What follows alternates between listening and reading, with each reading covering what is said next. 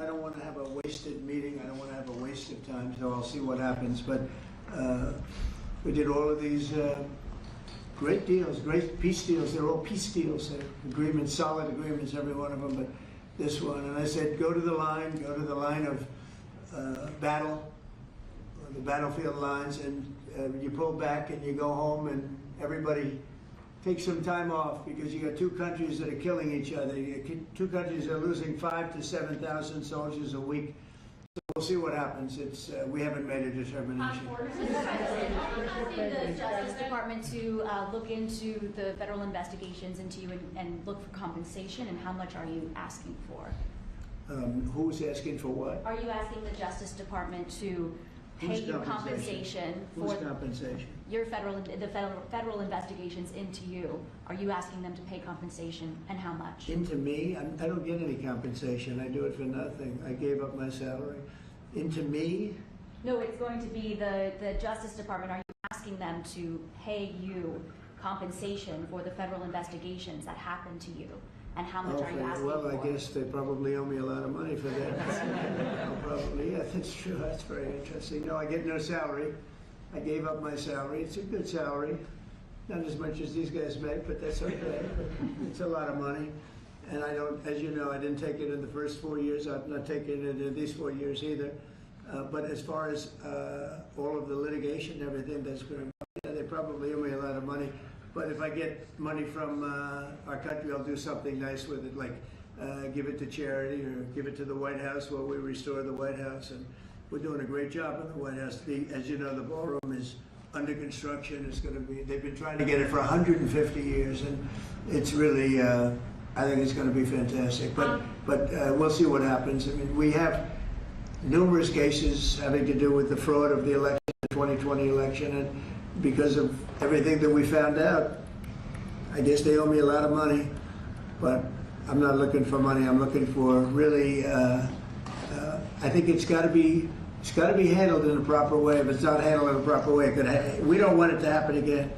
We can never let what happened in the 2020 election happen again. We just can't let that happen. And so the way we go, I know Cash is working on it, everybody's working on it, and certainly Tulsi's working on it. We can't let that happen again to our country. Look at what's happened, where you have millions of people being allowed to come into our country, all because of a crooked election, where they come from prisons, they come from jails, they come from mental institutions and insane asylums, they're drug dealers.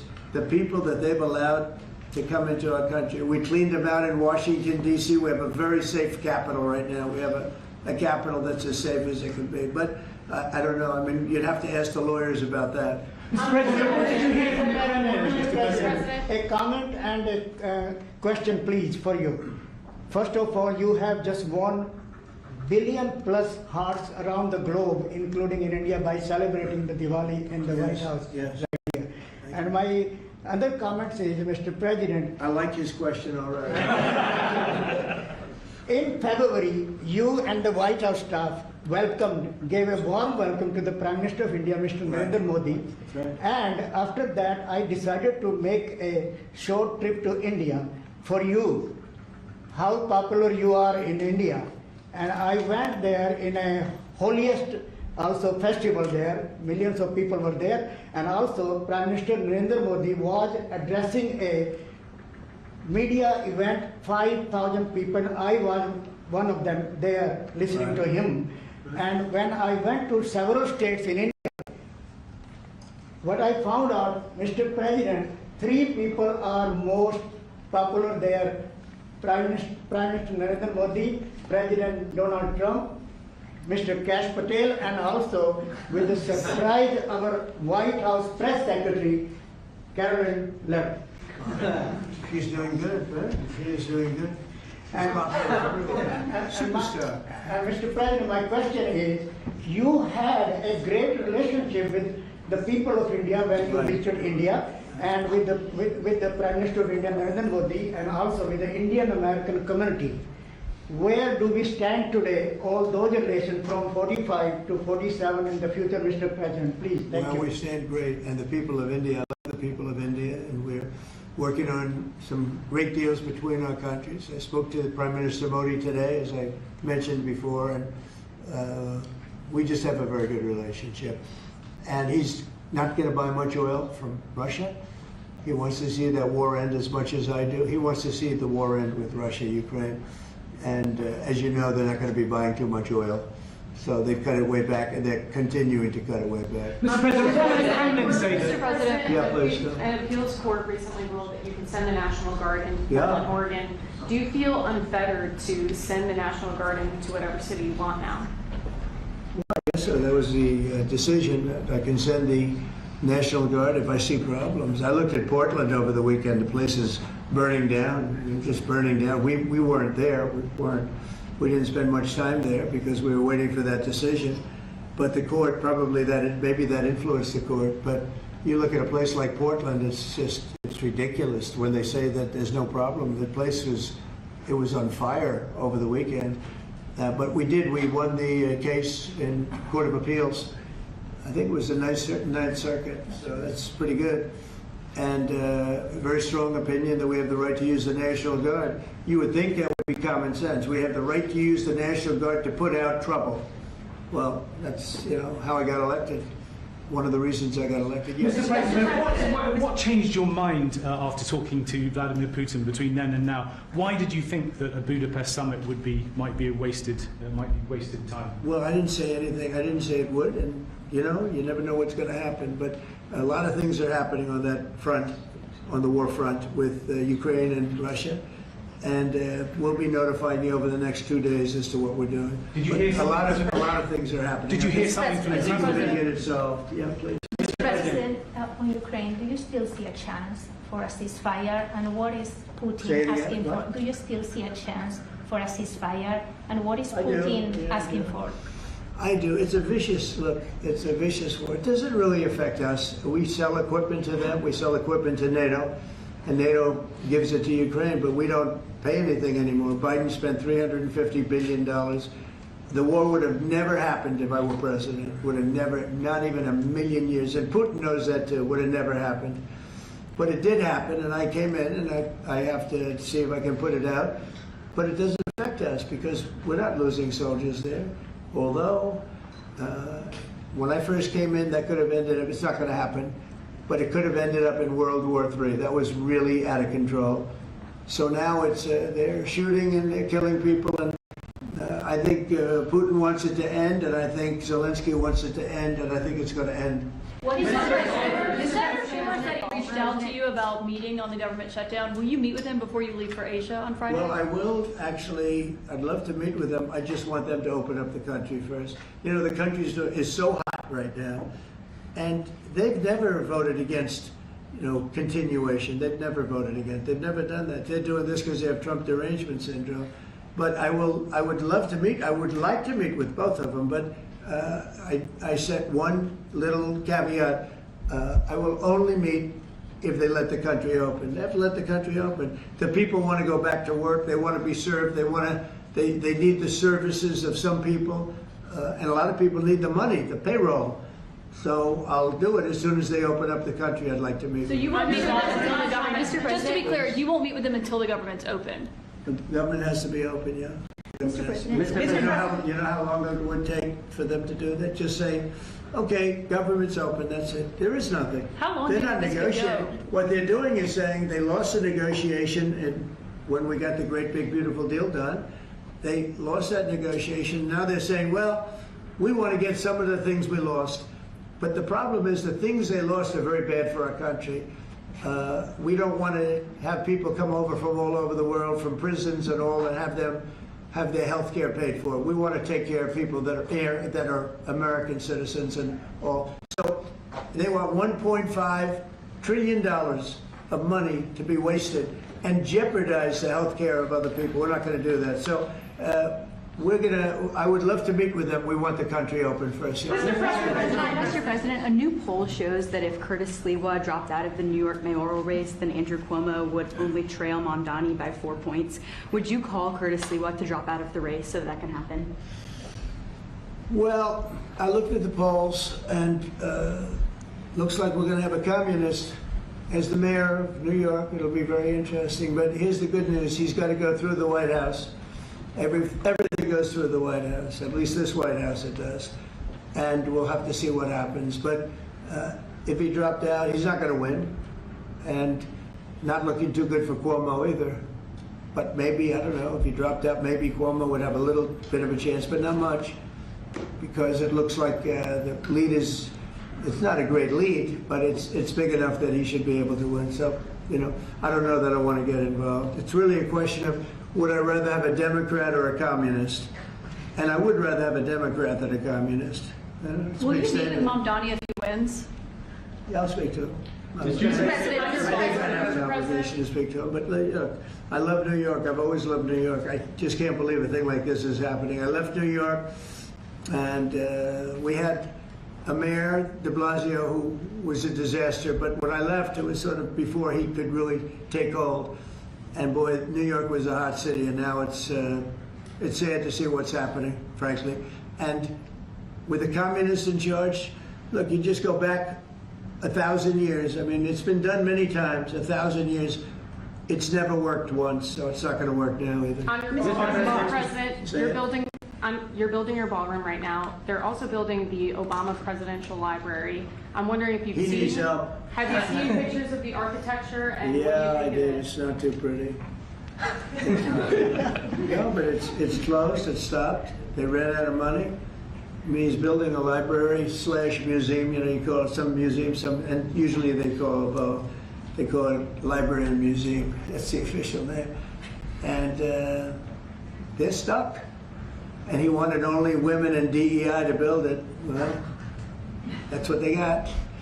And the construction workers are standing out there saying, we want to be able to build it. You know, you have I built a great building in Chicago, as you know, a big, beautiful building, one of the tallest buildings in the country.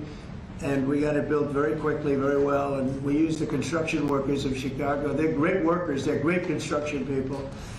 And I suggested he get them involved, but they're hundreds of millions of dollars over budget, and I think it stopped. I'm reading these terrible stories, but that's the way our country was run under President Obama too. Nobody knew it. Mr. President. Thank you, Mr. President. Russia remains China's top crude oil supplier in September. Are you considering tariffs on China?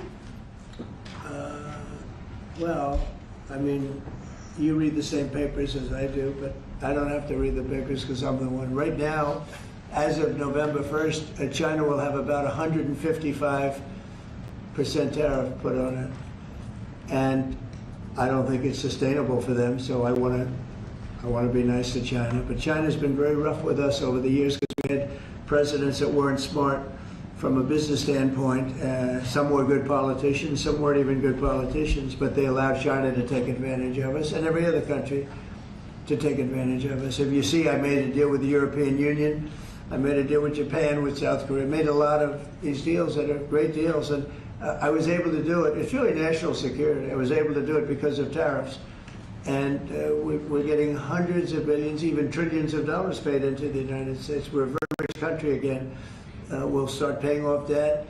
We'll do a lot of things. We'll probably make a distribution out of some of the tariff money. I think we're going to make a distribution over the next fairly short period of time to people because we took in so much money from the tariffs. Just European Union, $650 billion. Japan, $550 billion. South Korea, $350 billion. That's even a lot of money for you guys, right? That's not bad, right? But no, we're taking in a lot of money, and it keeps people like this here because that's why they're coming in. I mean, you wouldn't be, I mean, I'm not going to speak for you, but generally they won't be coming in if it were for tariffs. They come in here and they don't have to pay any tariff. If they do it outside, they pay a lot of money, a lot of tariffs. The money comes to us. And in order not to pay the tariff, they come and they build here. That's why we have more plants under construction than we've ever had in the history of our country.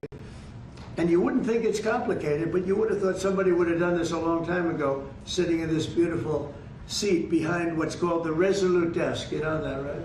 This is a very famous. This is even more famous than any of your desks. But your desks are very good. Follow up on on her question to you, because the New York Times is reporting that your legal team is seeking $230 million from your own Justice Department now in response to the investigations into you. It could be. Is that something you want your legal team to do? I don't know what the numbers are. I don't even talk to them about it. All I know is that they would owe me a lot of money, but I'm not looking for money. I'd give it to charity or something. I would give it to charity, any money. But look, what they did, they rigged the election. And as you know, we had, in one case, 60 Minutes had to pay us a lot of money. George Slobodanopoulos had to pay us a lot of money, and they already paid. You know, they paid me a lot of money because what they did was wrong. And, you know, when somebody does what's wrong. Now, with the country, it's interesting because I'm the one that makes the decision, right? And, you know, that decision would have to go across my desk. And it's awfully strange to make a decision where I'm paying myself. In other words, did you ever have one of those cases where you have to decide how much you're paying yourself in damages? But I was damaged very greatly, and any money that I would get, I would give to charity. Thank you, Mr. President. Yeah, please, go ahead. Is the Democrat Party now more Zoran Mondani's party than it is even Leader Schumer's or Leader Probably Jeffries? is, yeah. Look, I mean, maybe he'll run for president in 4 years. You have a communist president. That would be interesting, right? I don't see it happening. You know, I've always said you will never see, and I always talk about socialism. And you will never see a socialist so-and-so. And I was right. I say it in speeches. We will not have socialism in our country. And I was right. Communism, yes, but socialism. In other words, they skipped socialism and they went down to communism. No, he's a communist, and he's going to be maybe the mayor of New York. I don't know. Maybe, you know, polls are wrong, but these polls seem to be pretty consistent. But he would be, I would say he would be the leader of the party. It's not Schumer. Schumer's shot. He's shot. This poor guy, I feel sorry for him. I've known him for a long time, but he's I think he's mentally gone. He's been beat up by young, radical lunatics. And I think Chuck Schumer is, he's gonzo. I really do. I think he's probably not going to run. It shows that he's losing in every poll. Now, this is hard. You know, he wants to meet with me. It's sort of hard to meet with a guy after I make a statement like that, but I'm just giving the facts. I think Chuck is probably finished. I know some people, Democrats, that would be good. Some good politicians and some, you know, reasonable people. But I understand that they would not have a chance of, you know, getting even the concept of holding the torch. They're not going to get it. But they have some people that I really believe they're low IQ people. They're stupid people. And they seem to be leading the party. So we'll see what happens. Look, the Republicans are strong. We have great leadership. We're very strong in every way. And we're going to keep it that way. But we are really a strong party. You know, our party's grown magnificently.